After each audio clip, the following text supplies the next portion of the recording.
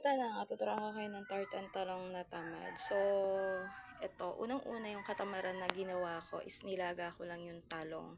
So, dati kasi 'di ba iniihaw pa kaya nga tortang talong. Kaya ang hirap nga gumawa ng tortang talong dati kasi alam mo yun yung kailangan mo pa ng uling kasi nga iihaw mo pa yung talong. Pero ngayon hindi na. So, ito nga, ituturo ko sa inyo kung paano magkaroon ng tortang talong na tamad. So, ayan, ilalagay nyo lang yung talong. And then, next natin is ito yung itlog. So, crack natin yan dyan.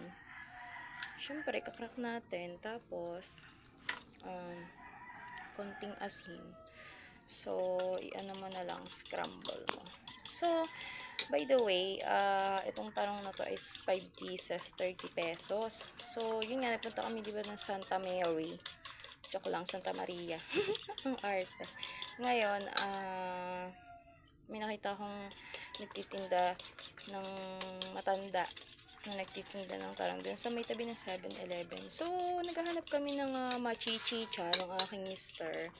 Eh, sabi ko, bili na lang tayo ng talong para kumbaga mabilhan si tatay. So, pagkatapos na, lalagay na natin dito yung talong. So, hindi na natin babalatan. Pagka kumakain nga tayo ng pritong talong, eh, hindi na natin, di ba, binabalatan. Kaya, wag na natin balatan. Pwede na yan. Ready to eat na yan. So, ismash lang natin. Ismash ko lang. Ako lang pala. So, if ever nga na halimbawa ikaw, mag-tortang talong ka, nagki-cravings ka ng tortang talong. So, this is the best way. Kasi tamad nga tayo. Eh, hindi na kailangan po magpaihaw-ihaw ng talong. Ilaga na lang natin yung para mas mabilis, diba? So, ayan. And then, pag na-smash mo na yan, syempre alam mo na yun, yung medyo talagang ano, parang hindi naman kakain ka nung ano, diba? We're going to make it smash. Charot! Ang arte mo!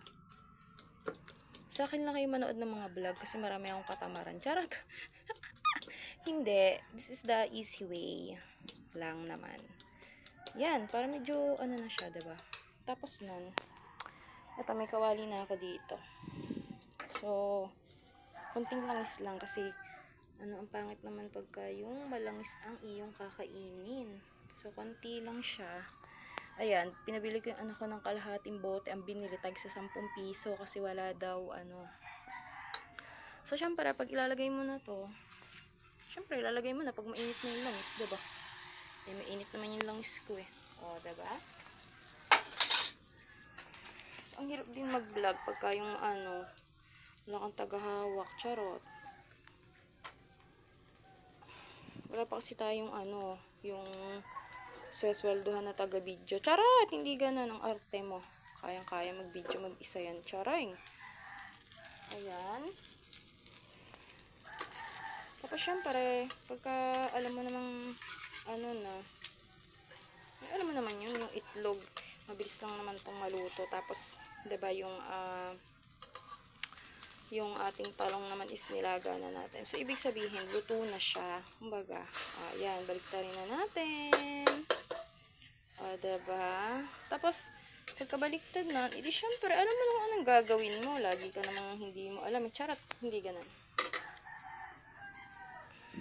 So, ayan.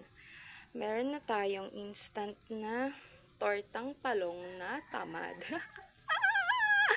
Diba? Ang sarap naman nito. So, imbis na bumili kami ng mga milk tea or mga hamburger or mga kung ano-ano pa yung ano, nakatulong na kami, may ulam pa kami. O, diba? Yan. O, sasawsaw mo lang yan sa ketchup. O, kain na mga parson.